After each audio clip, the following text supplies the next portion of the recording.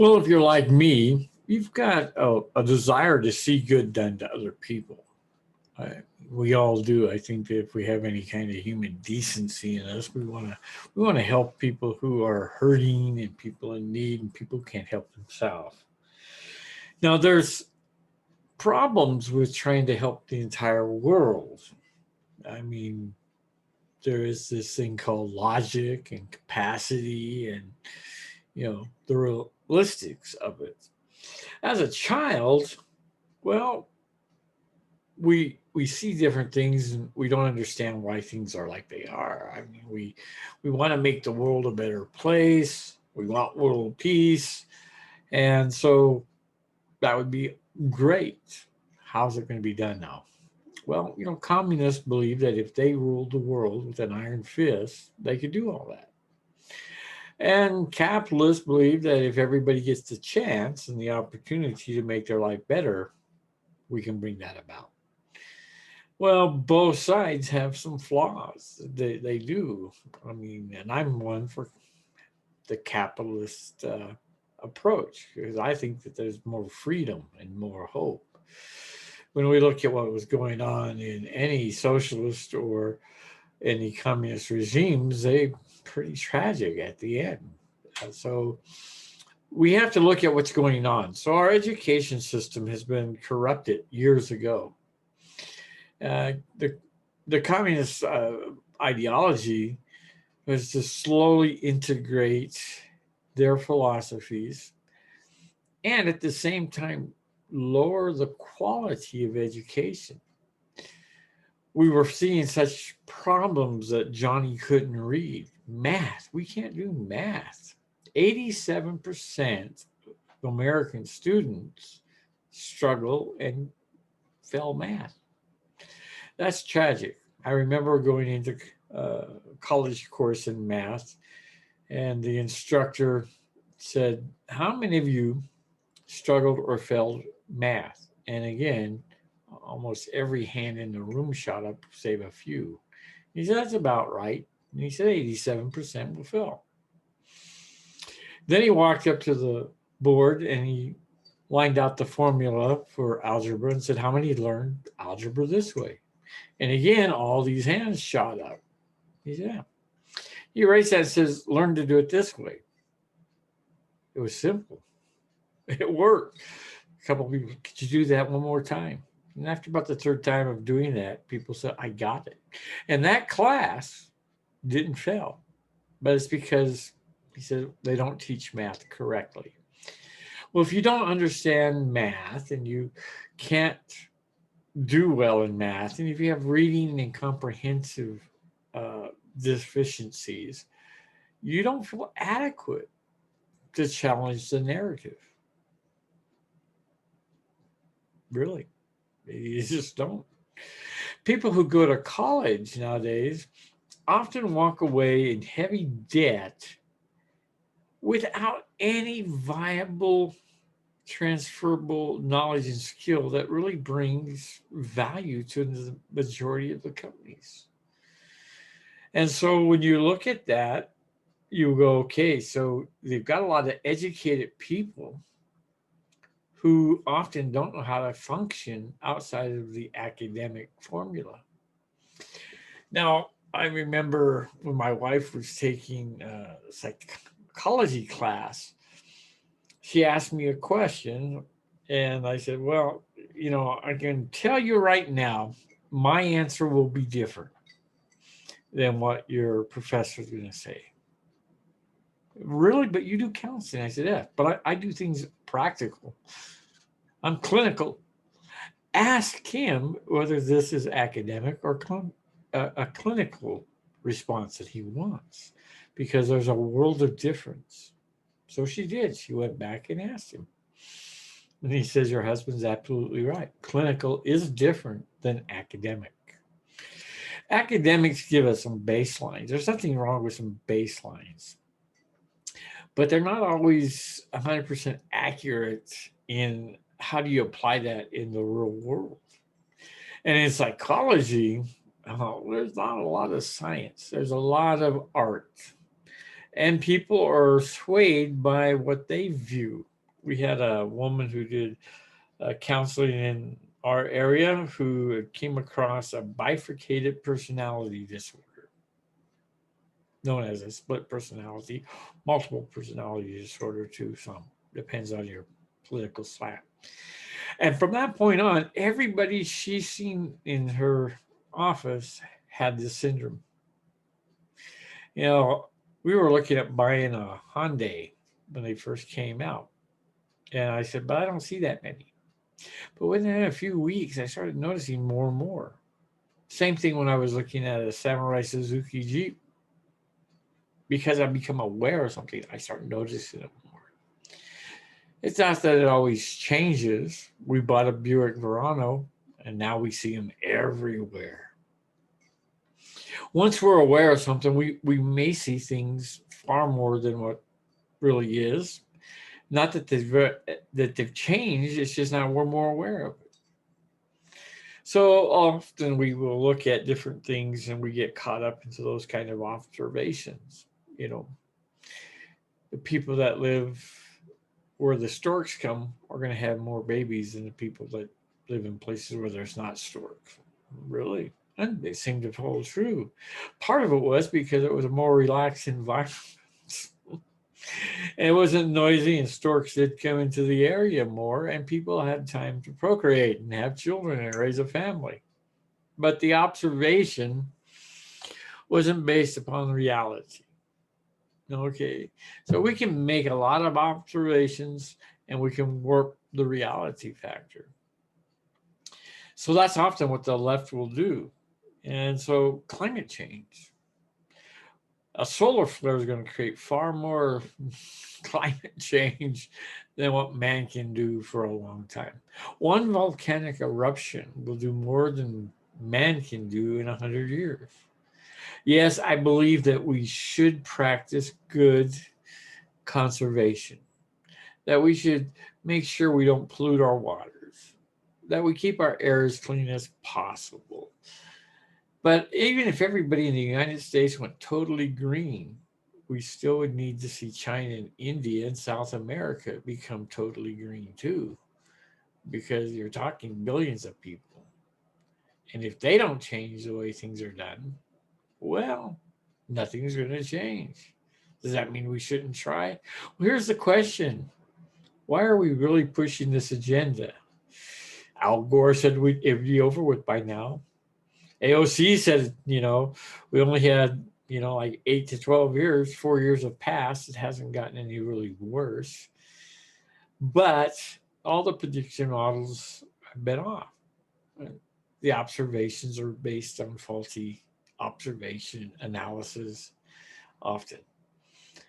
So what is it really about? Well, I truly believe it's about, if you want a one world government system, you got to get rid of the United States. Still the most powerful nation on the face of the earth, leading the way in democracy and freedom, God-given rights, according to our Constitution, not governmental rights. God-given rights. In the Constitution, you're either for the Constitution or you're against the Constitution of the United States.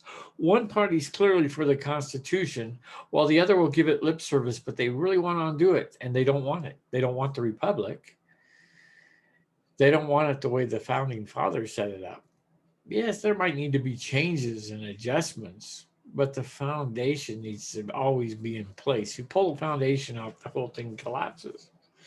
So if you raise the cost of living in this country to go green, and you make it difficult for people to survive, you drop the quality of life here, and you cost people more and more money, pretty soon we're going to be burdened. But that's not enough.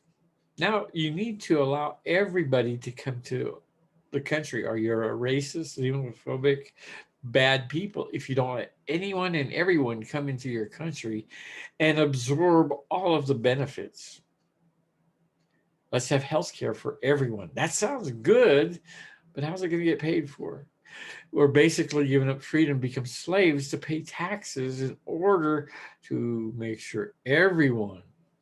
So as you keep powering and pouring all this tax loads and all this costs on the burden of the back of the American people, the poor are going to suffer worse, and so you're going to have to tax more. Guess what? Eventually, can destroy this country and turn it into like California, a third world uh, country, where it's not fit for anyone hardly, unless you're super rich. And even the super rich have begun to leave California. Many of them are saying, "We don't want this anymore." But then they go to another state and vote in the same stupid stuff that brought California down. This whole system is designed not to really help people. There's no social justice. They might say that. They might say Black Life Matters. Why are they then burning down black businesses? Why? Why are they still killing black people? Doesn't Black Life Matter? Whoa! Now you're clouding the issue with facts and reason and logic. You can't do that. You have to have emotion, and you've got to have the right amount of emotion, and you've got to be 100% on the side of the left, or they have no tolerance for you. Is that amazing or what? The people that demand tolerance have no tolerance. Talk about hypocrisy. So we are challenged like never before. If you disagree, plan on having your job taken from you.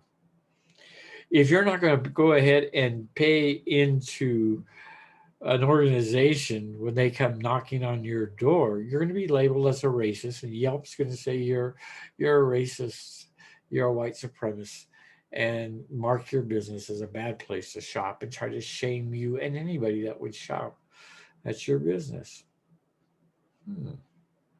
Really? Isn't this what the Nazis did? They put a badge on the Jewish people.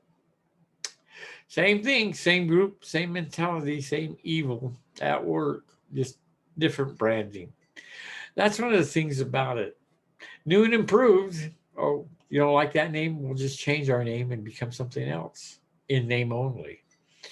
From communist, we became socialists. From socialists, we became progressives and liberals. Keep changing the name, but the narrative, it ends up being the same. The results are the same.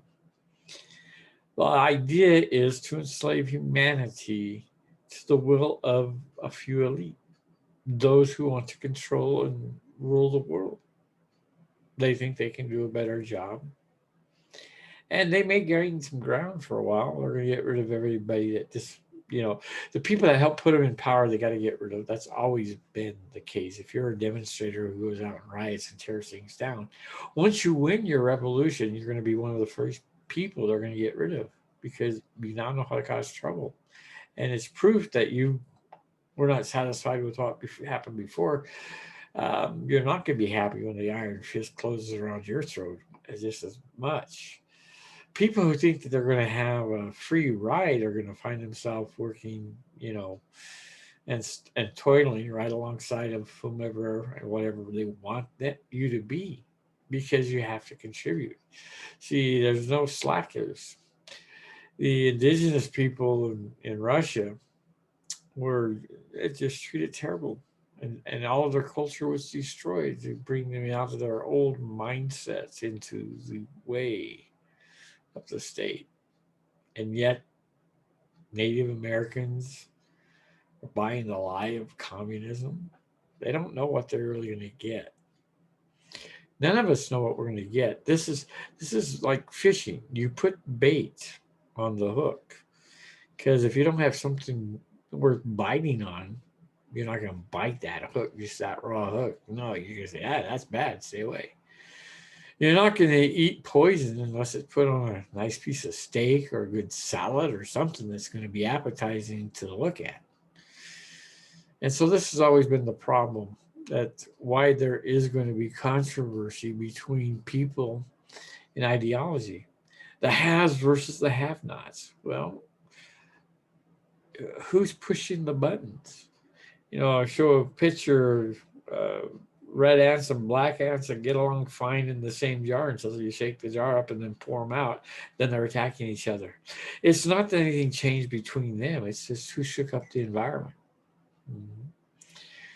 Well, it's the same kind of nonsense that we see today. We think it's nonsense. Those of us who are able to reason and think, who aren't running amok by our emotion, we agree. We'd like to make sure everybody has health care. But we also know that there's only so much we can do. We need to change the system and how much people can charge for their drugs and for, why are you being billed $100 or more for Tylenol in the hospital? Boy, well, I get it. You got to pay for the staff and the janitorial and the building and the utilities. You got to have insurance because people are going to sue. There's a lot of reasons why Tylenol is $200 to $800, but it's why the medical bills are way up and people can't afford it. And insurance companies couldn't get people to buy insurance because the cost of going to the doctor wasn't that bad. So they got the medical industry to start raising the prices so people would, well, I can't afford that, so now I have to buy insurance. Wow. Let's change some of the systems, some of the things, but let's don't bankrupt a nation. Let's don't turn everybody into slaves. And let's just don't bring a bunch of anyone's in and give them all the benefits and cripple it for those of us who are native born and who are here and worked and been part of the system. I think if you come in with a green card, until you've been in the system for a while and you've shown that you contribute, you shouldn't be having access to certain things. But you should be treated fairly, and you should be given the same respect. I don't think you get to vote until you become a citizen. Used to be you had to become a citizen and you swore an allegiance to this country and to the Constitution. Now you can come in and you don't have to really become an American. You can bring your flag of your country and demand your special. We gave up our special privileges of our homelands when we came here and said we choose to become Americans. That's what made America great. The destruction of our country is important to the evil ones who want to destroy and take and destroy people's lives. Because if you can get rid of us as American and turn this into something else, and who's going to be able to stop the bad guys? Who's going to stop the Hitlers? Who's going to stop the Stalins from murdering millions of people? No one. Use the emotion. Make it sound good. But there's one thing about it. Whatever they say is almost always certainly the reverse. It's a lie. It's a bait and switch. But it isn't the reality or the truth. They don't care about people. They don't care about the working class. They don't worry about anybody but power. They want power. They want to be on the top, and they don't want to have to compete with anybody who might disrupt their power base. And so if they see their power in danger, no. It's like the Matrix. You're just a battery. You're just somebody that will work hard to put taxes and power and money in their pocket. You'll have to go into debt to survive so that you're always on the plantation. You're always the slave. All the time, they'll keep pointing to the bad guy. Well, they're the bad guy. They're the ones that create the problems. So I urge you to start educating yourselves. Start looking at the reality. Don't let your emotions get ahead of you. Check things out. Take time and say, okay, if the lifeboat can only handle 30 people and there's 200 people in the water, we let all 200 people get into the lifeboat and sink it. Emotionally, I don't want anybody to drown. Logically, though, that lifeboat's going to go down. That's the sad, hard fact. Then everybody drowns. We used to have compassion on women and children. We used to have compassion on those who didn't have. And because we wanted the government to do it instead of we, the people, help out. The churches used to be where the social programs were always started and maintained. Hospitals built. Think about that. Not the government. These were churches. These were good Christian people who wanted to help and make a difference. If we look at a lot of the things that happened, a lot of change came because the church stood the ground, and the church was the salt and the light. But we turned that over to the government because we became lazy, and we thought we could save ourselves some money by getting everybody else to pitch in their fair share instead of doing just what was our call.